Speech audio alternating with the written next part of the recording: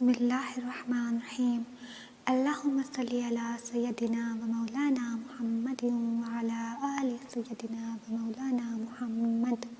ایک دن حضرت عمران بن حسین رضی اللہ تعالی عنہ کا گزر ایسے شخص کے پاس سے ہوا جو قرآن کریم کی تلاوت کے بعد لوگوں سے کچھ مانگ رہا تھا۔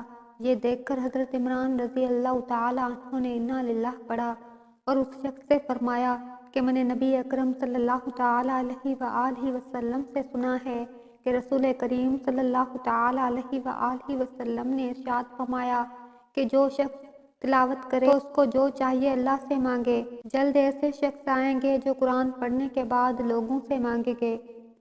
مشائخ سے نقل ہے کہ جو شخص علم کے ذریعے دنیا کمائے اس کی مثال ایسی ہی ہے جیسے جوتے کو اپنے چہرے سے صاف کرے۔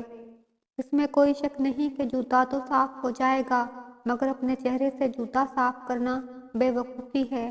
حضرت بریدہ رضی اللہ تعالی عنہ سے روایت ہے کہ رسول کریم صلی اللہ تعالی علیہ وآلہ وسلم نے ارشاد فرمایا کہ جو شخص قرآن پڑھے اس نیت سے کہ لوگوں سے کھائے تو قیامت کے دن ایسی حالت میں پیش ہوگا کہ اس کا چہرہ فقط ہڈیاں ہوگا اور اس پر گوشت نہیں ہوگا۔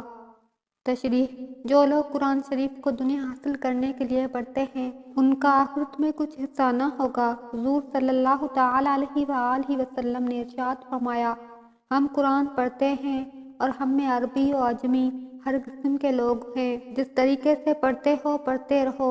جلد ایسی جماعت آنے والی ہے جو قرآن کے لفظوں کو ایسا سیدھا کرے گی جیسے تیر سیدھا کیا جاتا ہے، یعنی نہایت خوبصورتی سے سنواریں گے، ایک ایک لفظ کو گھنٹوں میں ٹھیک کریں گے اور مخرج سے لفظوں کی ادائیگی کا بہت زیادہ خیال رکھیں گے، اور یہ سب کچھ دنیا حاصل کرنے کے لیے ہوگا۔ آخرت سے ان لوگوں کا کوئی مقصد نہیں ہوگا۔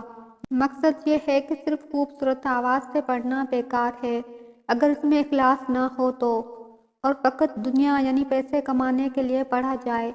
چہرے پر گوشت نہ ہونے کا مطلب یہ ہے کہ جب سب سے عزت والی چیز قرآن کریم کو ذلیل چیز یعنی دنیا و پیسہ کمانے کا ذریعہ بنایا تو اس کے عزت والے عضو چہرے کو رونق سے محروم کیا جائے گا۔